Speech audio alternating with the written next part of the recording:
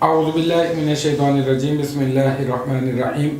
ناظرین کرام، السلام علیکم ورحمۃ اللہ وبرکاتہ۔ انشاءاللہ تبارک و تعالی آج ہم لوگ پڑھیں گے ہدایت الصرف کا سبق نمبر 7، ہفت اقسام کا بیان۔ آپ کو یاد ہوگا کہ سبق نمبر 3 میں ہم نے کلمے کی مختلف اعتبارات سے 5 تقسیمات کی تھی، اور اس میں ایک تقسیم تیسرے نمبر پر جو ہم نے کی تھی وہ حروف صحیحہ ہونے یا نہ ہونے کے اعتبار سے کی تھی، اور اس وقت میں نے آپ کو بتایا تھا کہ اصطلاح صرف میں اس تقسیم کو ہفت اقسام کہا جاتا ہے، اور اس وقت میں نے آپ کو یہ بھی بتایا تھا کہ انشاءاللہ تعالی ہم لوگ اس تقسیم کو مزید تفصیل کے ساتھ اگلے اسباق کے اندر پڑھیں گے، اور الحمدللہ اب وہ وقت آ چلا کہ میں آپ کو اس پورے کے پورے سبق کو تفصیل کے ساتھ پڑھاؤں اور اس ہفت اقسام کو تفصیل کے ساتھ پڑھاؤں۔ تو چلتے ہیں ہم اپنے سبق کی طرف۔ سب سے پہلے میں آپ کو اس سبق کے اعتبار سے اس سبق میں اس تقسیم کی میں آپ کو وجہ بتاتا ہوں۔ دیکھیں، کلمے کی اس تقسیم کی کیا وجہ ہے۔ ہم نے کہا نا کہ کلمے کو مختلف اعتبارات سے تقسیم کیا جاتا ہے۔ کبھی تقسیم کی وجہ یہ ہوتی ہے کہ اپنا معنی ظاہر کرنے کے سلسلے میں غیر کا محتاج ہونے یا نہ ہونے کے اعتبار سے، اور پھر ہم نے یہ بھی پڑھا کہ کلمے کا آخر تبدیل ہونے یا نہ ہونے کے اعتبار سے۔ اب اس تقسیم کو کیوں کیا گیا؟ اس وجہ سے کہ پہلے میں آپ کو بتاؤں کہ حروف علت کسے کہا جاتا ہے۔ حروف علت الف، واو اور یا کو کہا جاتا ہے۔ اب اور اس کے علاوہ جتنے بھی ہیں وہ حروف صحیحہ ہوتے ہیں۔ اب حروف علت کچھ ایسے کلمات ہوتے ہیں کہ جن میں حرف علت نہیں پایا جاتا، کچھ میں پایا جاتا ہے۔ اب جن میں پایا جاتا ہے انہیں کیا کہتے ہیں، اور جن میں نہیں پایا جاتا انہیں کیا کہا جاتا ہے، اس سبق کے اندر انشاءاللہ تعالی یہی پڑھیں گے۔ ابھی جو فی الوقت سمجھنے کی بات ہے کہ ہفت اقسام کو تقسیم کی، کلمے کی اس تقسیم ہفت اقسام، اسے کرنے کی کیا وجہ ہے؟ تو یاد رکھیں، حروف صحیحہ ہونے یا نہ ہونے کے اعتبار سے، حروف صحیحہ ہونے یا پھر نہ ہونے کے اعتبار سے، اور اسے کیا ہفت اقسام کہا جاتا ہے۔ یہ تو پرانی بات ہے جو ہم لوگ پہلے بھی پڑھ چکے ہیں، الحمدللہ پہلے بھی سمجھ چکے ہیں، لیکن یہ کہ اس سبق کے اعتبار سے میں نے آپ کے سامنے یہ والی چیز جو ہے وہ ذکر کر دی۔ اب ہم سمجھتے ہیں کہ بنیادی طور پر اسے ہفت اقسام ہی کو اسی میں ہی مزید تقسیم کی جاتی ہے۔ تو ہفت اقسام کو بنیادی طور پر کتنے اور کون کون سے حصوں کے اندر تقسیم کیا جاتا ہے؟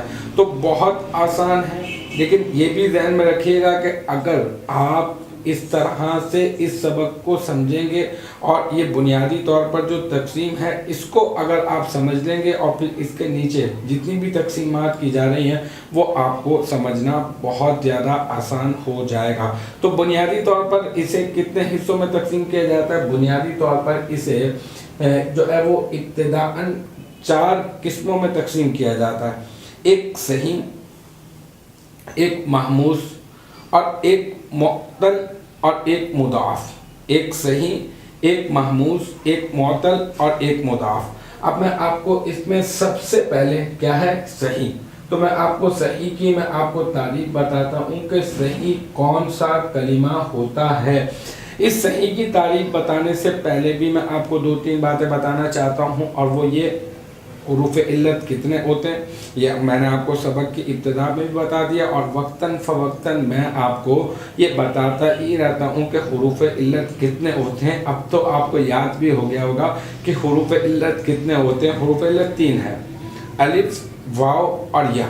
اچھا، دوسری اس بات کا خیال رکھنا ہے ان تمام تقسیمات کو سمجھنے سے پہلے کہ یہاں پر جو حرف علت سے مراد ہے ہماری، یہاں پہ حرف علت سے جو ہم اس کے متعلق جو بات کر رہے ہیں اس سے مراد صرف اور صرف واو اور یا ہی لیتے ہیں، واو اور یا، یعنی جب ہم کہتے ہیں کہ اس کلمے میں حرف علت پایا جاتا ہے یا نہیں پایا جاتا تو مراد یہ ہوتی ہے کہ واو اور یا پایا جاتا ہے پہ یا نہیں پایا جاتا. ٹھیک ہے، دو باتیں میں نے آپ کو اس تقسیم اس صحیح کی تعریف سے پہلے میں نے آپ کو ذکر کر دی. اب تیسری جو چیز ہے اس تعریف کو سمجھنے سے پہلے وہ ہے حمزہ. حمزہ تو آپ کو معلوم ہے اس تعریف میں استعمال ہوا، تو اس وجہ سے میں آپ کو بتا رہا ہوں دوبارہ سے. جیسے کہ حمزہ حروف تہجی میں سے ایک حرف ہے، جیسے کہ اللہ، لفظ اللہ ہے نا، تو اس لفظ اللہ کے جو شروع میں جو پہلا جو حرف ہے وہ کیا ہے؟ وہ حمزہ ہے. تو یہ تو سب کو معلوم ہے، یہ آپ کو بھی معلوم ہے. ٹھیک ہے، تو یہ تو کوئی بتانے والی بات بھی نہیں ہے. لیکن اس تعریف کے اعتبار سے جو اس تعریف میں اصطلاحات استعمال ہوئی ہیں وہ میں آپ کو ذکر کر رہا ہوں. اچھا، ایک اور چیز چوتھے نمبر کے اوپر اس تعریف کو سمجھنے سے پہلے وہ کیا کہ ہم جنس حروف کسے کہا جاتا ہے؟ ہم جنس حروف مطلب یوں سمجھ لیں، میں آپ کو ایک مثال دیتا ہوں اور مثال کے ذریعے سے سمجھتے ہیں. جیسے ایک کلمہ ہے مدہ دا، مدہ دا. اب دیکھیں اس میں کتنے حروف ہیں؟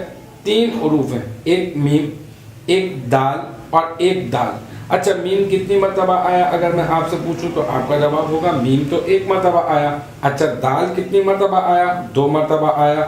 ایک دال اور دوسرا دال، تو مطلب یہ کہ دال کو 2 مرتبہ استعمال کیا گیا، اور اس کا مطلب یہ کہ دال اور دال دونوں ایک ہی طرح کے حرف ہیں، دونوں دال ہی ہیں. تو بس اسی کو یہ 2 ایک جیسے حروف کو ہم جنس حروف کہا جاتا ہے. تو اب آپ کو اس کی تعریف سمجھنا انتہائی آسان ہو گیا ہے، کیونکہ جو باتیں میں آپ کو ذکر کر چکا ہوں وہی اس تعریف کے اندر استعمال کی گئی ہیں.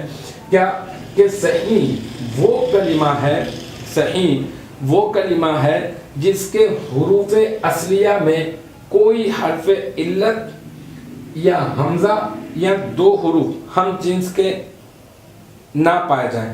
صحیح وہ ہے نہ ہی جس میں کوئی حرف علت بھی نہیں ہوگا، کوئی حمزہ بھی نہیں پایا جائے گا، اور نہ ہی 2 حروف ایک جیسے پائیں گے.